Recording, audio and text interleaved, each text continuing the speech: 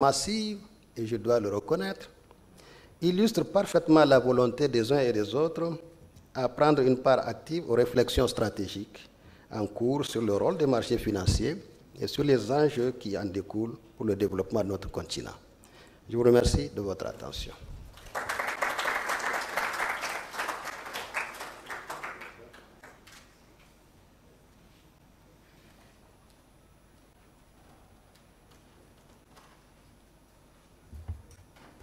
Je présente mes excuses à Monsieur Samba Mamadou.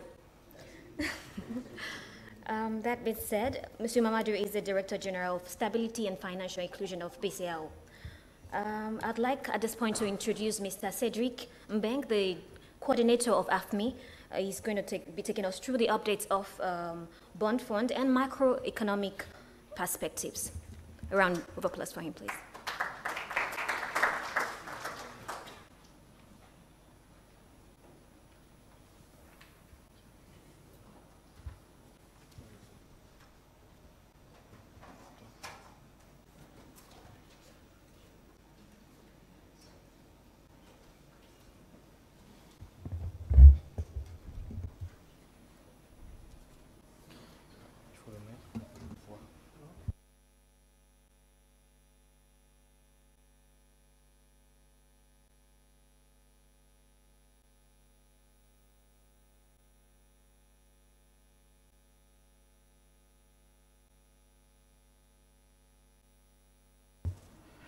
Merci. Je pense que tous ceux qui ont parlé avant moi, les directeurs, le représentant résident et le directeur général de la BCAO, sont tous unanimes. Il faut construire nos marchés.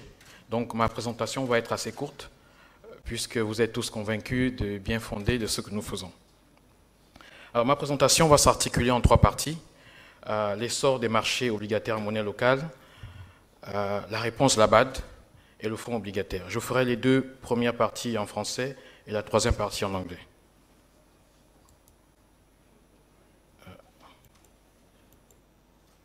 Alors, donc l'évolution de nos marchés. Alors lorsqu'on regarde en 2015, la communauté internationale a défini les objectifs de développement durable, les ODD, qui aspirent à éradiquer la pauvreté et la faim, à réduire les inégalités et puis à lutter contre le changement climatique.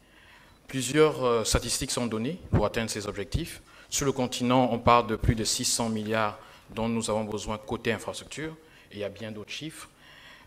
Lorsqu'on regarde un peu la mobilisation de ces ressources à travers les différents pays, on regarde ici un peu le panorama dette au niveau mondial. Qu'est-ce qu'on a comme chiffre? On parle à peu près de 215 trillions, c'est-à-dire à peu près 352% du PIB mondial. Là, c'est ce qui représente la dette, pays en développement et pays OCDE. Comme vous pouvez le voir, ce qui est important ici, c'est de voir que la dette sur les pays en développement a été multipliée par 8 sur les 20 dernières années, et la dette des pays matures a été multipliée uniquement par 3. Sur la partie dette pays en développement, vous pouvez voir que l'essentiel, la grande majorité de ces ressources sont levées en monnaie locale. Donc, ce qui est déjà intéressant, et donc de regarder qu'est-ce que l'Afrique fait dans ce travail-là. Alors ici, on parle de marchés locaux. Vu le thème d'aujourd'hui, nous allons parler essentiellement du marché obligataire souverain. Pourquoi le marché obligataire souverain? C'est le marché le plus important, et aussi parce que lorsque vous regardez les liens macro-financiers, c'est le gouvernement qui est l'actif sans risque, à partir duquel le pricing de tous les autres titres est fait sur un marché. Lorsque vous regardez au niveau de l'Afrique, les pays en rouge, les pays en vert, sont les marchés qui ont le plus progressé, où on trouve assez de liquidités et on arrive à lever des fonds sur de longues maturités. Les pays en blanc et les pays en bleu sont les pays qui font des efforts, mais qui sont encore en état embryonnaire. Donc si nous voulons réaliser les objectifs que monsieur le représentant résident a cités tout à l'heure, et aussi les objectifs de développement durable, nous devons avoir sur le continent plus de rouge et de vert. Sans les rouges et les verts, nous ne serons pas capables de réaliser ces objectifs-là. Donc vous voyez le challenge que nous avons. Alors, parlons des marchés obligataires souverains en monnaie locale. En termes d'encours, nous sommes à plus de 300 milliards de dollars. Et en termes d'émissions, seulement pour l'année 2016, nous sommes au-dessus de 200 milliards de dollars. Vous voyez bien que cela concerne que quelques pays. Si on repart aux années 2000, en 2000, nous avions 28 milliards de dollars émis sur les titres publics seulement. Donc nous sommes passés de 28 à plus de 200 milliards. Donc il y a un progrès qui est fait, mais toujours quand vous regardez les courbes, vous verrez que cela ne concerne que quelques pays. Lorsqu'on va en détail pour regarder la nature, la structure de ces bonds à travers les pays, on constate que 70% de ces titres sont de court terme, c'est-à-dire inférieurs ou égal à 1 an. Donc, en gros, on était au début des années 2000 à plus de 90%. Nous sommes à 70% depuis un certain temps. Mais cela signifie quoi? Le message derrière, c'est que les titres sont davantage émis pour régler des problèmes de fonctionnement, le budget de fonctionnement, donc, et pas les budgets d'investissement. Si on regardait plus les budgets d'investissement, on utilisait les marchés locaux, on aurait plus de titres supérieurs à 1 an. Si on compare les autres régions, cet après-midi, vous aurez l'expérience de la Banque asiatique. Madame Noy est là, elle vous parlera un peu de comment leur marché a été développé. Vous avez le même phénomène qui se produit aussi en Amérique latine, où on est passé, début des années 2000, début des années 90, à près de 80 à 90% de dette externe. Aujourd'hui, à 70%, ils arrivent à trouver les ressources sur leur marché domestique parce que des réformes ont été faites, notamment sur les fonds de pension, les caisses de retraite et sur les compagnies d'assurance. Donc nous sommes encore à un niveau où les autres pays étaient début des années 90 et certains pendant les années 80. Donc il y a un travail à faire. Comme vous pouvez le voir, vous n'avez que 25 pays qui ont émis une fois à plus de 10 ans, même pas régulièrement, mais une seule fois. Là, je vous mets un peu les perspectives de croissance. Vous regardez les pays matures, vous voyez que les perspectives de croissance sont un peu plus faibles et que le upside, c'est au niveau des pays africains, les pays en développement. Et donc, c'est effectivement avec des prévisions pareilles qu'il faut comprendre qu'on doit développer davantage nos marchés et avoir l'opportunité de capter plus de ressources sur nos marchés. On a bien dit tout à l'heure que l'essentiel pour l'instant de nos ressources, nous les captons à l'extérieur et qu'il est important de construire nos marchés. Alors, une source que nous utilisons depuis quelques années, surtout depuis 2006 avec les Seychelles et un peu plus 2007 avec d'autres pays, ce sont les eurobonds. Et là, vous avez l'indice qu'a construit Standard Bank, qui est un bon proxy pour montrer le spread entre les eurobonds africains et le bond du Trésor américain, 10 ans de référence. Alors, lorsque vous regardez sur la période, je n'ai pas un curseur qui peut vous permettre de voir, mais regardez au début de la courbe, de l'autre côté, on est en 2007, et vous regardez un peu la fin, il y a à peu près 260 points de base entre les deux périodes. Ça veut dire que sur les 10 ans, nos pays ont le coût de leur dette, pas de leur dette, mais de leurs emprunts, le renchérissement, se représente à peu près 260 points de base. Ce n'est pas unanime, c'est une moyenne. Pour certains pays, c'est 400, c'est 500, c'est beaucoup plus. Pour d'autres, c'est beaucoup moins. Et on peut raconter une belle histoire, mais on n'a pas suffisamment de temps. Avec les mouvements de ces courbes, vous allez voir, pendant la crise financière internationale, comment les spreads sont montés. Vous voyez autour de 2008-2009. Vous voyez aussi, lorsqu'on a la fin du quantitative easing de la Fed, vous voyez aussi le mouvement haussier. Vous voyez la fin du tapering aussi. Vous voyez le mouvement. Et quand la Fed, à partir de 2015, monte ses taux directeurs, vous voyez aussi un mouvement haussier. Donc là, ce qui se passe actuellement sur les marchés, c'est que si vous regardez le marché des futurs aux États-Unis, les prévisions indiquent qu'on s'attend à une hausse de la Fed dans les 2 prochaines semaines, lors de leur prochaine réunion de politique monétaire. Et à 60%, les mêmes marchés futurs estiment une deuxième hausse à partir de juin. Et cela va avoir une pression sur les spreads des eurobonds africains, donc le renchérissement de nos coûts de levée de fonds sur ce type de marché. Sur la période récente, depuis 2014, on a eu une dépréciation des monnaies africaines. Cela s'est traduit davantage encore avec une hausse du service de la dette. Donc tous ces facteurs expliquent que la pression va être encore plus forte sur le service de la dette de nos États. D'où la nécessité, bien sûr, de construire les marchés locaux. Donc la Banque africaine de développement, a créé cette initiative qui est AFMI, dont la mission est de construire les marchés locaux. Alors, AFMI a deux piliers. Il y a un pilier base de données, construction des courbes de taux, assistance technique, où nous travaillons essentiellement avec les banques centrales et les directions de dette de plusieurs pays. Et nous avons un deuxième pilier qui est le fonds obligataire, une manière de montrer qu'en développant les marchés, en mettant de la transparence, nous prouvons qu'on peut investir sur les marchés africains. Et c'est cela un peu la mission du fonds obligataire. Et ce fonds, pour être créé, on a d'abord bâti une série d'indices. Il y a un indice qu'on a monté avec Bloomberg, qui est un des plus grands fournisseurs d'indices dans le monde, qu'on appelle ABABI. Et sur le terminal Bloomberg, c'est BADB Index Go, où vous trouvez les informations sur l'indice. Et on a un autre indice qui est un peu un classement des marchés. En suivant un travail que nous avons fait avec Mme Noy, nous faisons partie du sous-groupe de travail du G20 pour le développement des marchés obligataires. Et donc, nous avons bâti un framework qui permet de voir comment un marché doit se développer. Nous avons utilisé ces éléments pour construire ce classement que nous publions chaque année sur notre site. Bien sûr, nous avons toute une série d'assistances techniques que nous accompagnons beaucoup de pays. Alors, en termes de statistiques, qu'est-ce que nous avons sur notre base de données? Nous avons 41 pays, mais en fait, nous avons 43. Mais il y a 2 pays qui n'émettent pas, qui n'envoient pas régulièrement des données. Et donc, je mets 41. Nous avons plus de 5000 obligations dans la base de données.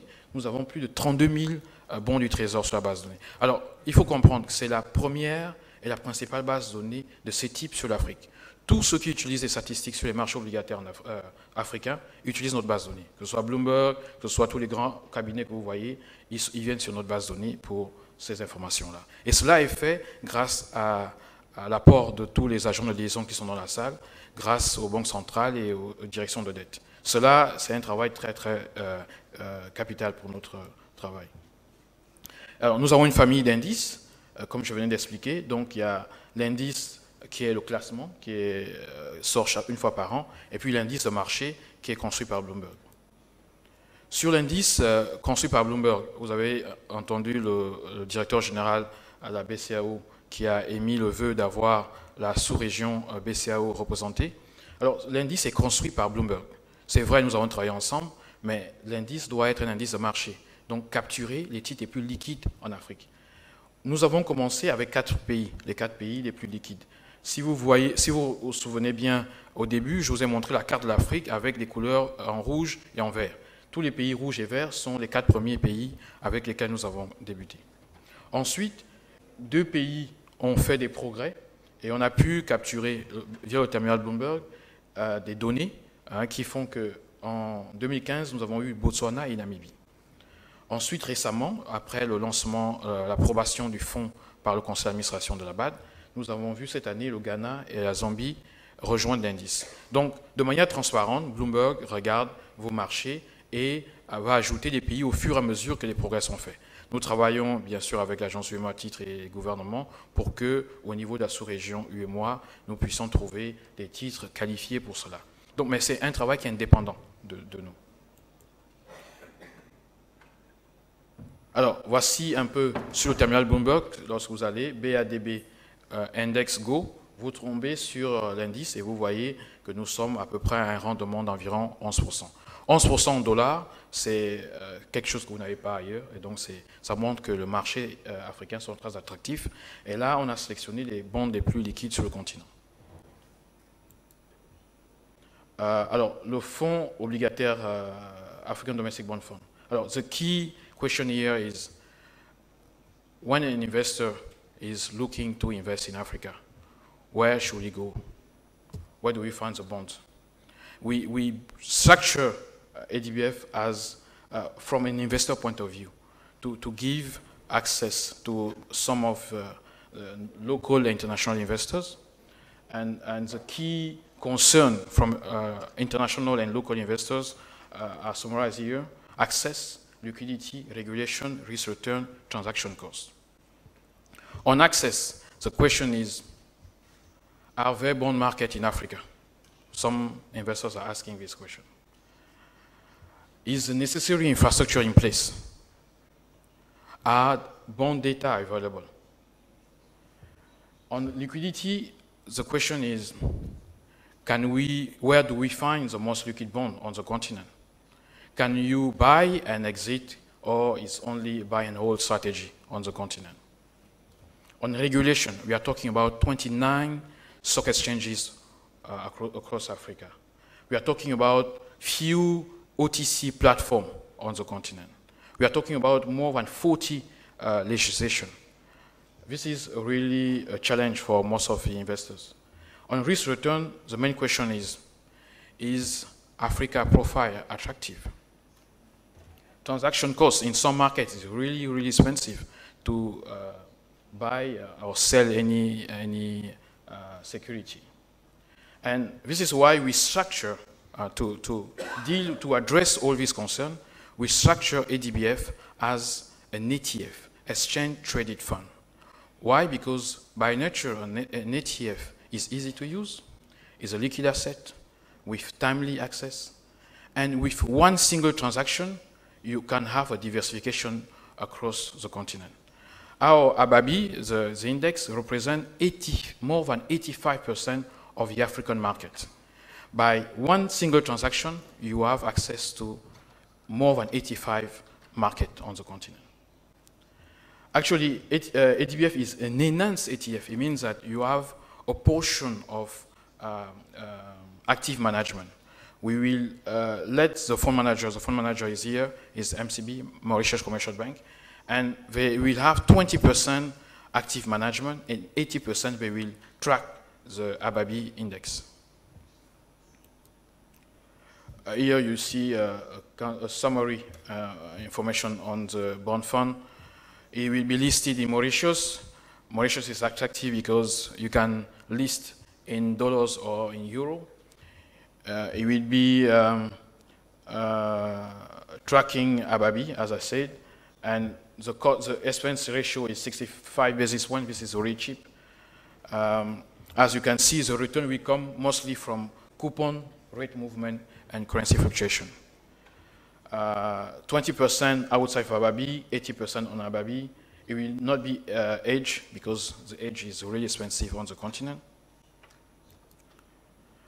I think I'm almost done. You see some development and financial outcome. What is important is that actually the bank is leading the establishment of ADBF because as a lead institution, it's our role to really act to reduce financial market impediment. And ADBF is structured to be a game changer because as a multi-jurisdictional fund, it will create diversification, and as an ETF, it will create and promote liquidity and transparency. As a cross-listed ETF, it will address local pension fund and insurance company investment restriction. Thank you. I will take maybe 5-minute question, but I know that during the day, during the panel, I will be available, and MCB, the fund manager, will also be available to interact with you.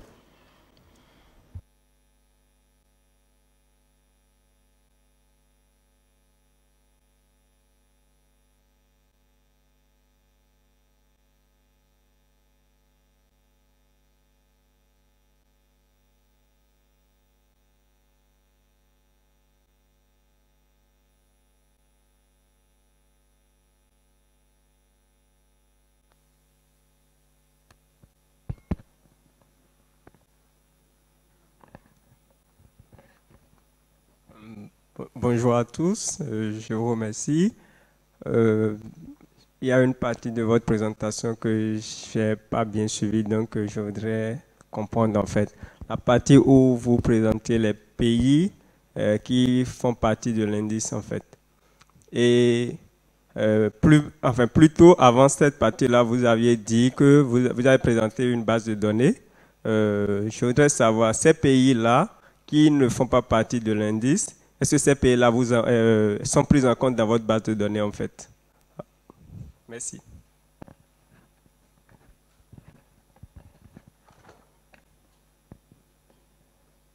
On pourrait prendre une série de 3, s'il y en a.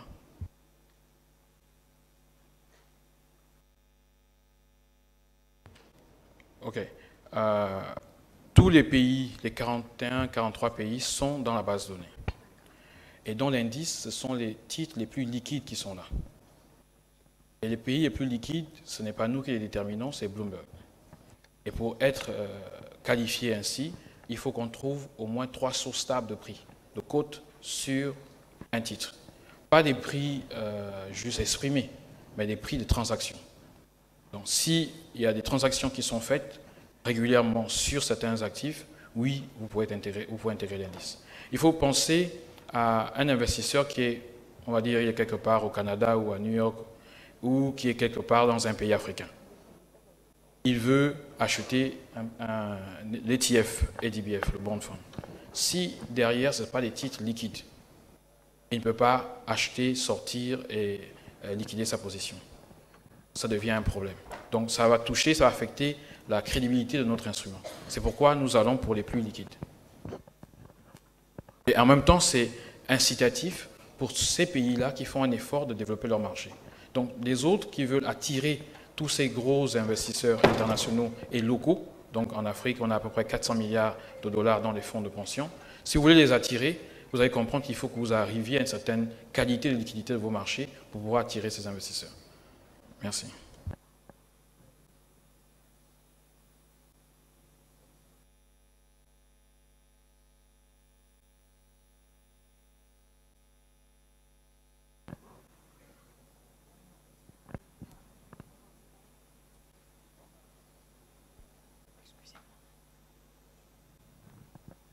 Merci. Adrien Diouf, agence Humour à titre. Je voudrais juste une précision par rapport à la réponse que vous venez de donner. Quand vous dites régulièrement, ça veut dire combien de temps? Pendant combien de temps on doit avoir ces 3 cotes pour pouvoir intégrer l'indice? Merci.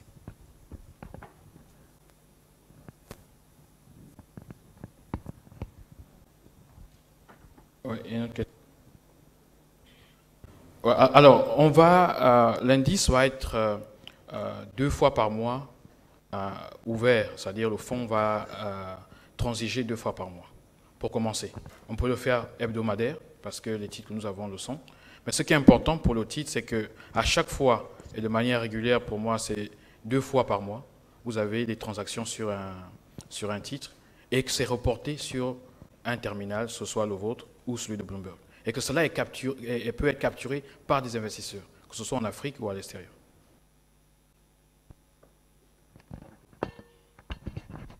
S'il vous plaît, je voudrais demander, Monsieur Agnero de la Côte d'Ivoire, devant vous, s'il vous plaît.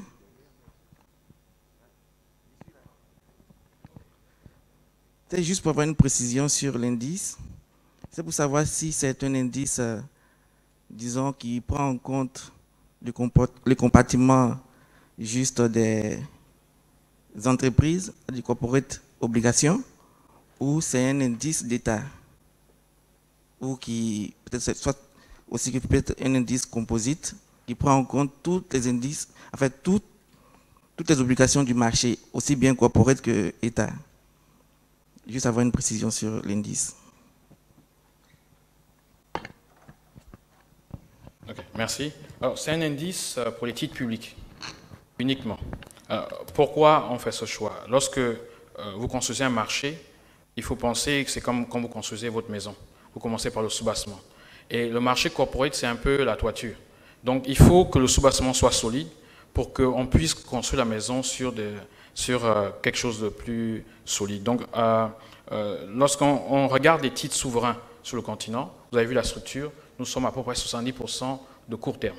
Donc, notre travail, AFMI, c'est de travailler sur les marchés souverains, d'aider les pays à construire leur courbe de taux. Ça prend un peu de temps, mais c'est cette stratégie-là qui fait que dans d'autres régions, vous allez entendre cet après-midi, le cas de l'Asie, c'est comme ça que les autres aussi ont construit leur marché, et c'est la manière la plus saine, mais ça prend du temps d'avoir un marché qui est crédible. Donc notre indice, celui que je viens de citer, ne concerne que les titres souverains d'État.